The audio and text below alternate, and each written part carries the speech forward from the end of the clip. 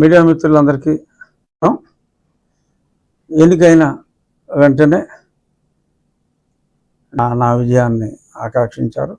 అలాగే నేను ప్రజలకు ఇచ్చిన నా పర్యటనలో ప్రజలకు ఇచ్చిన ప్రతి మాట కూడా ప్రజలందరికీ చేర్చేలాగా ఈ విజయంలో ప్రముఖ పాత్ర వహించిన మీడియాకు కూడా నా హృదయపూర్వక కృతజ్ఞతలు తెలియజేసుకుంటున్నా.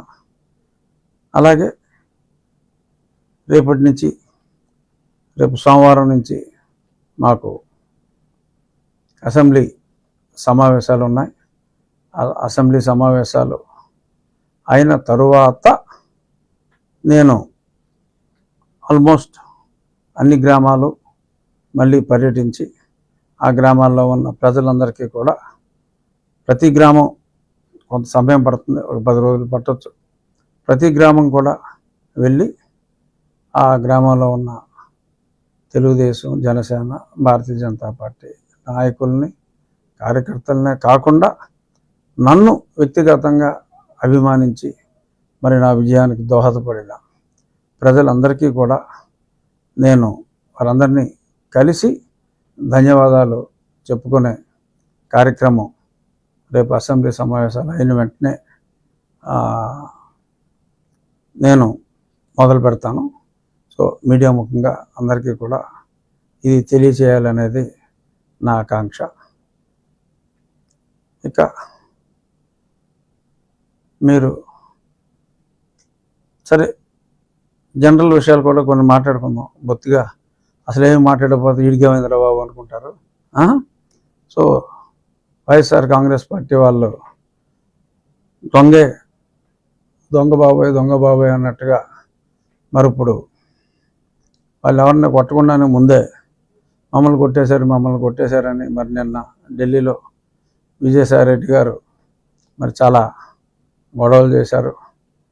మరి నాకు అర్థం కాదు ఏంటంటే పట్టపగలు ఒక ఎంపీని తప్పుడు కేసు పెట్టి ఇంట్లోంచి లేపుకెళ్ళి అర్ధరాత్రి చావబాది అన్ని ఎవిడెన్స్లో ఉన్నా సరే, అంటే నాకన్నా వాళ్ళు ఎంత దుర్మార్గులో తెలిసినవాడు ఎవరు లేడు. సరే కొంతమంది చంపేశారు, అది ఉంది. బట్ ఒక ఎంపీ స్థాయిలో ఉన్నవాడిని ఈ రేంజ్లో వాళ్ళు చితకబాదారంటే మరి వాళ్ళు ఎంత దుర్మార్గులు అన్నది నాకు బాగా తెలుసు. మరి వాళ్ళు ఇవాళ అలా చేశారు ఇలా చేశారు అని కనీసం నా ఫ్లెక్సీని కూడా 4 సంవత్సరాల్లో ఎవరిని కట్టినవాళ్ళ, అది మీ అందరికీ తెలుసు. మీడియా ఎవరైనా కడితే వాళ్ళకి పోలీసు వాడు ఫోన్ చేసి వార్నింగ్ ఇచ్చేవాడు. సో మరి ఈ రకంగా అన్ని దురాగతాలు చేశారు. ఇప్పుడు అసలు ఏమి జరగకుండానే వాళ్ళు చేసింది వీళ్ళు రిపీట్ చేస్తారేమో అనే భయంతో ముందే అమ్మోయ్ బాబాయ్ కొట్టేస్తున్నారు, చంపేస్తున్నారు. 1-2 సంఘటనలు ఎక్కడైనా జరుగుండొచ్చు. అది పార్టీలకి సంబంధం లేదు. 2 వ్యక్తుల మధ్యన ఏమన్నా ఉంటే ఎవడు దెబ్బతింటే, 2 కొట్టుకుంటే ఎవరు దెబ్బతింటే ఆ దెబ్బతిన్న వ్యక్తికి వైసీపీ ముసుగేసి వైసీపీ వాళ్ళని చంపేశారు అంటున్నారు. నేను ముందు నుంచి చెప్తున్నా, ఆ పార్టీ సంకనాకి పోతుందిరా బాబు, ఓ 20 సీట్ల కన్నా రావు. సరే 11 వచ్చినాయి, నా అంచనాలు తప్పని. 20 సీట్ల కన్నా రావు అని ఎన్నోసార్లు నేను చెప్పా. చివరిలో కూడా అలా మాటలని పందాలు కాసుకుంటారేమో, అది పిచ్చి ఆసుపత్రిలో చేసుకోవాలి. అక్కడ ప్రమాణ స్వీకారాలు ఏంటి, ప్రజల ఓట్లన్నీ అక్కడ పడిపోయినాయి, చాలా దారుణంగా ఉంది పరిస్థితి. పందాలు కాయకండి రా బాబు, తర్వాత మళ్ళీ మీరు ఇబ్బంది పడతారని కూడా చెప్పా. ఆ పందాలు కాసుకున్న వాళ్ళు కొద్దిమంది ఆత్మహత్య చేసుకుంటున్నారు. సో మనస్తాపంతో ఆత్మహత్య అని చెప్పి, వైసీపీ రాలేదని మనస్తాపంతో ఆత్మహత్యలు అని చెప్పి మళ్ళీ దానికి ఒక డిఫరెంట్ మీనింగ్. మళ్ళీ జగన్మోహన్ రెడ్డి గారు బహుశా ఓదార్పు యాత్ర 2.0 స్టార్ట్ చేస్తారేమో, నాకు తెలియదు. నేను ఇంకా ఈ రోజు నుంచి వ్యక్తిగతంగా జగన్మోహన్ రెడ్డి గారి గురించి నేను మాట్లాడదలుచుకోవాలి. ఎందుకంటే ఆయన భాషలో చెప్పాలంటే మంచో షేడో, ఆయన చేయాల్సింది చేశాడు, వెళ్ళిపోయాడు. ఇప్పుడు జనాలు చూసేది మేమేం చేస్తాం, మేమిచ్చిన హామీలు ఎలా నెరవేరుస్తాం, ఎన్నో హామీలు ఇచ్చాం, ఆ హామీలు నెరవేరుస్తారా లేదా అనే దాని మీద జనం దృష్టి ఉంటుంది తప్ప జనాల దృష్టి ఇంకా జగన్మోహన్ రెడ్డి గారి మీద కానీ వైఎస్ఆర్ కాంగ్రెస్ పార్టీ మీద కానీ ఉండదు, ఉండకూడదు కూడా, అనవసరం. ఇప్పుడు మేము మాట ఇచ్చాం, మా మాట ప్రజలు విశ్వసించారు, జగన్మోహన్ రెడ్డిని కాదనుకున్నారు. మాకు మేము ఊహించిన దానికన్నా కూడా పెద్ద అందలం ఎక్కించారు. మొన్న మా ఎమ్మెల్యేల మీటింగ్లో కూడా చంద్రబాబు నాయుడు గారు అదే స్పష్టంగా చెప్పారు. మనకి ప్రజలు అధికారం ఇవ్వలేదు, మనకి ప్రజలు ఒక బాధ్యత అప్పచెప్పారు, ఆ బాధ్యతని సక్రమంగా నిర్వహించాలి, దాడులు ఇటువంటివి మనం చేయకూడదు, చట్ట ప్రకారం తప్పు చేసిన వాళ్ళని శిక్షించాలి. సో దీనికి ఒకరోజు ముందుగానే నేను చట్ట ప్రకారం ఒక పోలీస్ కంప్లైంట్ కూడా ఇవ్వడం జరిగింది. బహుశా నేడో రేపో మరి నిన్నటి వరకు పోలీస్ అంతా కూడా ప్రమాణ స్వీకార ఏర్పాట్లో ఉంది కాబట్టి బహుశా 1-2 రోజుల్లో మరి అది ఎఫ్ఐఆర్ కూడా నా కస్టోడియల్ టార్చర్ మీద. ఎందుకంటే ఇన్ని తన్నులు తిని మిలిటరీ హాస్పిటల్ రిపోర్ట్లు ఇంత క్లియర్గా ఉండి కస్టోడియల్ టార్చర్ జరిగింది అన్న నాకే నేను న్యాయం చేసుకోలేకపోతే ఇంకా కామన్ మ్యాన్కి ఇంకా న్యాయం జరుగుతుంది అన్న దాని మీద నమ్మకం పోయి ప్రమాదం ఉంటుంది. కాబట్టి నేను నా నిర్ణయం నేను తీసుకుని, చాలామంది అనుకుంటున్నారు దీని వెనక ఇంకెవరో ఉన్నారు, పార్టీ పెద్దలు ఉన్నారని. నేను ఎవరితోటి మాట్లాడాల. Law should take its own course of action అనే ఉద్దేశంలో నేను ఆ కంప్లైంట్ని ఇవ్వటం జరిగింది. డెఫినెట్గా ఇక్కడ న్యాయం జరిగితే ప్రజలకు కూడా వాళ్ళకి జరిగిన అన్యాయాల మీద చట్ట ప్రకారం న్యాయం జరుగుతుంది అనే ఒక నమ్మకం వస్తుంది అనేది నా విశ్వాసం.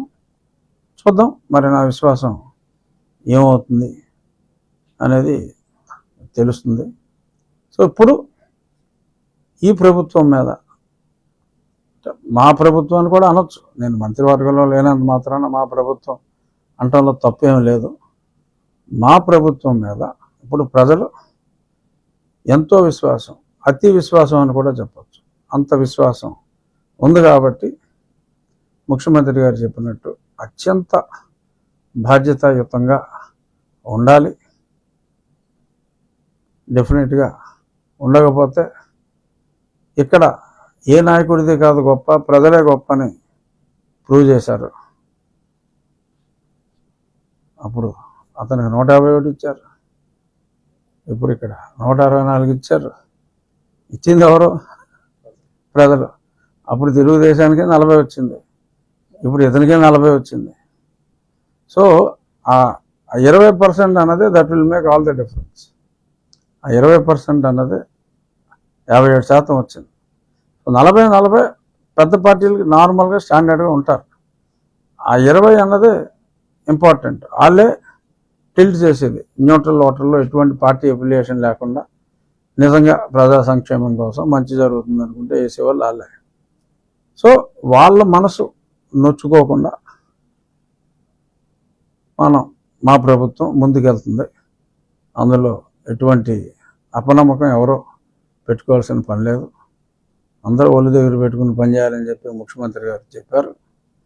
సో ఆ రకంగానే తెలుగుదేశం పార్టీ వాళ్ళైనా ఎవరైనా ప్రజాస్వామ్యంలో ఎవరైనా ఒళ్ళు దగ్గర పెట్టుకోకపోతే ఏమవుతుంది రిజల్ట్ అన్నదే ప్రత్యక్షంగా మళ్ళీ నిన్నగా మనం చూసాం. కాబట్టి దాని ప్రకారం ఉంటుందని నేను అనుకుంటున్నా.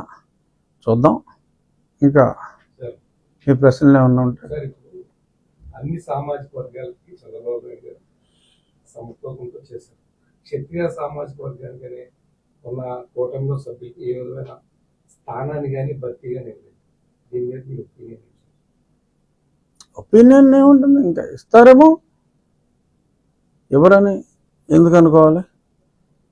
ఎందుకంటే మరి డెఫినెట్గా అన్ని సామాజిక వర్గాలు కూడా ఓట్లు వేయకపోతే ఇంత పెద్ద విజయం రాదు. సో ఆ ఓట్లు అంత పెద్ద విజయం అందటంలో క్షత్రియుల పాత్ర డెఫినెట్గా చాలా ఎక్కువగా ఉంది. నాకు చెప్పాలి అంటే కనీసం క్షత్రియులు సంఖ్యాబలంగా ఓకే కాస్త ఒక 1% అయినప్పటికీ చాలామందిని, ఎందుకంటే సమాజంలో అందరికీ తల్లో నాలుగులో ఉంటారు కాబట్టి చాలామందిని ఇన్ఫ్లుయెన్స్ చేసే కెపాసిటీ ప్రజల్లో గౌరవం ఉన్న, అంటే వేరే కమ్యూనిటీలు గౌరవం లేదని నేను అంటలా, ప్రజల్లో వన్ ఆఫ్ ది గౌరవం ఉన్న కమ్యూనిటీస్లో క్షత్రియ కమ్యూనిటీ కూడా ఉంది కాబట్టి ఆశించటం సహజం. ఇంకా టైం ఉంది కాబట్టి ఏదో ఒక ఎవరో ఒక క్షత్రియుడికి, నాకని నేను అంటలా, ఎవరో ఒకరికి ఏదో ఒక పదవి ఇస్తారేమో అని నేనైతే అనుకుంటున్నా. అందరికీ ఒకేసారి ఇవ్వలేకపోవచ్చు. కాన్స్టిట్యూన్సీలో సార్ మీరు ఎమ్మెల్యే క్యాంపెయిన్ ఉండగానే మీరు నియోజకవర్గంలో ఒక గ్రామాన్ని మోడల్గా తీసుకుని ముందుకి వెళ్ళే ఉద్దేశంతో వచ్చేస్తారు. ఇది ఆ గ్రామం ఏంటి, ఆ గ్రామంలో ఏది చేపడదాం అంటే కాదు, నేను ఇన్స్పిరేషన్గా తీసుకున్నదే ప్రాతల మరక. ఆ గ్రామంలో మరి ఆ శివవర్మ గారు ఆ గ్రామాన్ని అభివృద్ధి చేసిన తీరు చూస్తే అసలు నాకు చెప్పాలంటే మెంటలు వచ్చింది. ఇంత అందమైన ఊరు, అంటే ఒక పల్లెటూరు ఎంత అందంగా ఉండాలో ఊహించుకుంటే కూడా అంత అందంగా ఉండదు. ఆ మంచినీటి చెరువే ఒక స్విమ్మింగ్ పూల్లో ఉంది, అంత నీట్గా ఉంది. అదంతా ఆ ఒక్క వ్యక్తి వల్ల సాధ్యమైంది. సో ప్రతి గ్రామంలోనూ ఆయన ఇన్స్పిరేషన్తో ఒక 5గురు శివవర్మల్లాగా ఉంటే ఉండి నియోజకవర్గం మొత్తం కూడా అద్భుతంగా తయారవుతుంది. కానీ అదంతా ఈజీ కాదు, అది ఆయన సొంత డబ్బులతో ఆయన చేశారు. కానీ ప్రతి గ్రామాల్లోనూ డబ్బులు ఉన్న వాళ్ళు ఉన్నారు, కానీ కాన్సెప్ట్ కానీ హృదయం ఉన్న వాళ్ళు కానీ తక్కువగా ఉన్నారు. బట్ వాళ్ళని మోటివేట్ చేసి ప్రతి గ్రామం కూడా ఆ శివవర్మ గారి ప్రాతలమ్మ గ్రామంలాగా అభివృద్ధి చేయాలి. ముందు క్లీన్గా ఉండాలి. ఈ ఇంటోటి చెత్త తీసి పక్కింట్లో వేసేస్తున్నాడు, ఆ ఇల్లు బాగా, ఆ కాన్సెప్ట్ పోలా ఇంకా. బట్ ఆ ఊర్లో అది లేదు. సో ఆ కాన్సెప్ట్తో గ్రామాలన్నీ కూడా అభివృద్ధి జరగాలి. బహుశా మరి గ్రామీణాభివృద్ధి శాఖ పవన్ కళ్యాణ్ గారికి పంచాయతీరాజ్ అని పేపర్లో రూమర్స్, డెఫినెట్గా పవన్ కళ్యాణ్ గారిని నేను రేపు అసెంబ్లీ సమావేశాల్లోనే ఆహ్వానిస్తా. మీరు ఈ ఊరు వచ్చి చూడండి, ఆంధ్రప్రదేశ్లోని ప్రతి గ్రామాన్ని ఈ ఊరు ఇన్స్పిరేషన్గా తీసుకుంటే కొంతలో కొంతైనా మనం చేయగలం అని వారిని నేను అడుగుతాను. వారిని కూడా తీసుకొచ్చి ఆ ఊరు చూపెట్టి ఒక రోల్ మోడల్ లాగా చేయాలి అనేది నా కోరిక. కోరికలు అయితే ఉన్నాయి, ఓపిక ఉంది, డెఫినెట్గా చేయగలమని అనుకుంటున్నాను.